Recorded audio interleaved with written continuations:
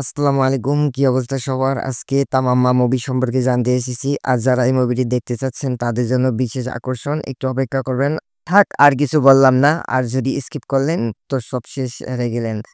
যাই হোক ভাই বোনেরা, আজকে রিভিউ করব এমন একটা মুভি যেখানে হিরো হিরোইনের সাথে ভূত ও কনফিউশন, হরর না রোমান্স করবে সেটাই বুঝে না। চলুন দেখি তামাম্মা আসলে কতটা থামবা।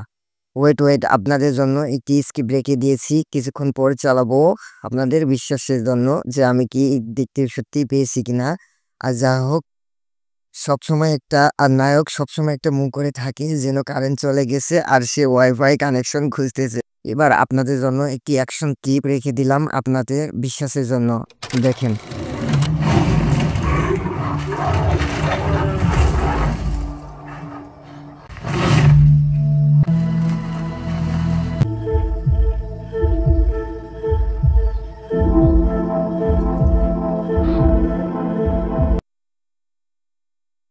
যাই হোক, আমার কাছে বেশ ভালো লেগেছে মুভিটি। এক কথায় অসাধারণ, চোখ সরানোর মতো নয়। তবে ভূত আসে মানুষ জোড়ায়, আবার মানুষ জোড়ায় ভূত আসে, এরকম একটা অবস্থা। যাই হোক, আপনারা দেখে অবশ্যই হাসি পাবে। যাই হোক, আপনারা কন্টিনিউ করতে থাকেন মুভিটি। এবার আপনাদের অপেক্ষার প্রহর। আমার ভিডিও ডিসক্রিপশনে ফেসবুক লিংক আছে, আমি আর কিছু বললাম না, এতটুকুই। সেখানে যান, বুঝলে বুঝপাতা, না বুঝলে তেজপাতা। যাই হোক, মুভিটিতে জাদু শক্তি অ্যাকশন সব আছে, শুধু ভাই বিয়ে বাদ দিয়ে। যাই হোক, এখানে বিয়ে দেখতে পারবেন না, প্রেমও দেখতে পারবেন অবশ্য। ভয় পেতে না চাইলে হাসতে ভয় ভুলে যাবেন। আর যাই হোক, দেখা দেখা মাথা ঘুরে যাবে। কিছু দৃশ্য দেখে মনে হবে ডিরেক্টর ও জানে না পরে কি হবে। গল্প স্লো হলে মোবাইল ধরে কমেন্ট পড়তে মন চাইবে।